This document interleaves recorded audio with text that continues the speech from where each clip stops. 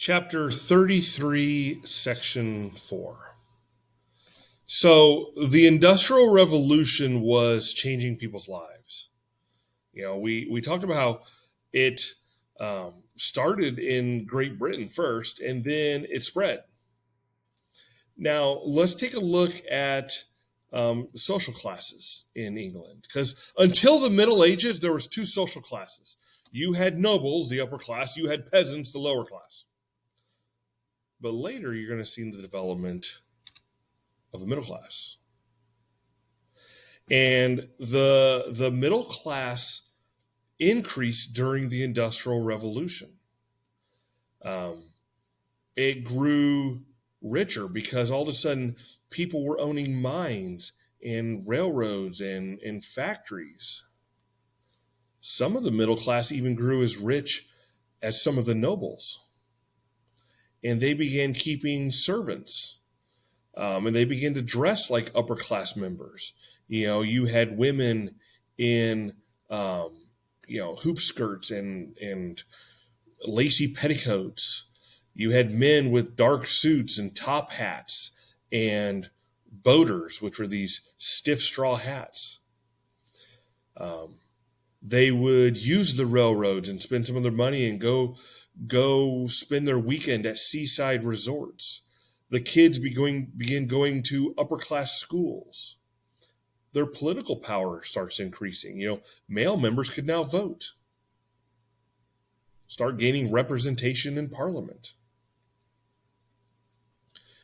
But these were the owners of these mines and railroads and factories. You saw industrial working class forming as well. This was made up of those peasants who had given up on farming. They didn't have any property to sell. Okay, remember when Great Britain went to the enclosure system, they're like, well, we're done farming here, and they moved to the cities, and so they sold their labor to survive. I'll work for you. It was hard conditions. 12 to 16 hours a week, or 12 to 16 hours a day, 6 days a week. Low wages. The pace was set by the machine and the owner. And if you couldn't keep up, you'd be fined or you'd be beaten. The work was difficult. It was dirty. It was dangerous. Unsafe machinery killed and injured lots of people. And there was no job security. The owners could hire and fire anybody they want at any time that they want. Those working class kids, they had no time for schools. They had to work. And actually a lot of the owners preferred to hire kids. You didn't have to pay them as much. And they could fit into narrow spaces, narrow little mini tunnels and things like that. You end up with kids getting crippled from this work. The cities are growing as all these people are moving there and the factories are expanding. Before the Industrial Revolution in Britain, less than 10% of the population lived in cities. By 1900, 75% of the population lives in cities. 10% just live in London alone. And some cities grew around factories in rural areas, but most factories were going to be built in cities. And cities grew as workers moved there. As industrial workers moved there, cities grew. Now, overcrowding becomes a real problem. Sometimes you might have 12 people living in one room. Some live in these damp basements. Some live in rooms that have no windows. There's no sewers built yet, so garbage just is floating in the streets. Water supplies are being polluted, so things like cholera and typhoid and tuberculosis become common. The death rate for the working class was 2 times what the middle and upper class suffered. And workers had very little political power. It was illegal to form a trade union. Um, you weren't allowed to vote. Really, you just couldn't do anything at all about the conditions. And the middle and upper class paid very little attention to your suffering workers' conditions. Many owners feared, if we have to pay people more or make conditions better, that's going to lower our profits. But there were some owners that looked at it different, and they said, maybe if we pay people a little better and we make their conditions a little bit better, maybe profits will actually go up. And so some start working to change things. They begin reforms in hospitals and orphanages and hospitals for the poor. They start bringing those in. They work to change laws. 1824, they could have trade unions in Britain. In the 1830s and 40s, children under 10 and women were not allowed to work in underground mines. And working is going to be cut to 10 hours a day instead of that 12 to 16 hours a day. You're going to see work to improve living conditions. You're going to start seeing better houses. A public sewer system becomes required where people lived. Rooms were required to have at least one window. Houses were required to have plumbing, like water piped into the house. Life starts to improve. You get fewer epidemics. Clothing, food, stuff like that becomes more affordable for workers.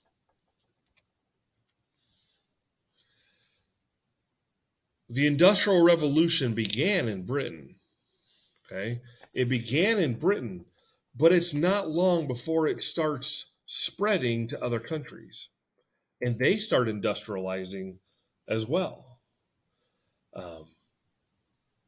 With railroads and transportation, it's easier for it to spread. Great Britain had tried to keep its inventions secret, so they could be ahead. But the problem is, and they tried to, no machineries were allowed to leave Britain. No plans were allowed to leave Britain. Skilled workers were not allowed to leave Britain. But by the 1800s, workers ignore the laws and they leave and they go places and they bring ideas with them. And these immigrants were welcomed by other countries. They brought their industrial secrets with them. They helped other countries build their industries. Belgium was the first to industrialize after Great Britain. Okay, that's easy. It's right across the channel. There's lots of iron and coal going to be happening in Belgium. After Belgium, you're going to end up with France. France was the next industrialized. Now, in the 1700s, it slowed down because of all the war and the French Revolution. But then you're going to see the spread to the United States. We have a lot of resources. We're the next industrialized, all of our natural resources. Then you're looking at Germany. Lots of coal, lots of iron there. There's a huge problem in Germany, though. Germany was divided up into about 30 different states. And the different states in Germany refused to cooperate with each other. So Germany doesn't unite until 1871. So you don't see a lot of progress in Germany until about 1871 when they decide to work together. To keep this industrial revolution going, though, you're going to need new kinds of power. Welcome to electricity. Lots of different ways you can use electricity. Samuel Morse and Alfred Vail, they are the first to successfully create the electric telegraph. Now you could communicate quickly over distances. Alexander Graham Bell, he invents the telephone. Another big plus for communication. So now it wasn't just dots and dashes and beeps and stuff. You could hear the person.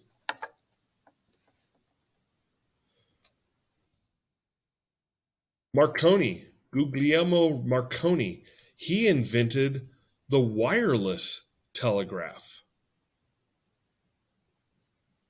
better known as the radio. 6 years later, he sent a message across the Atlantic. Thomas Alva Edison develops electric light.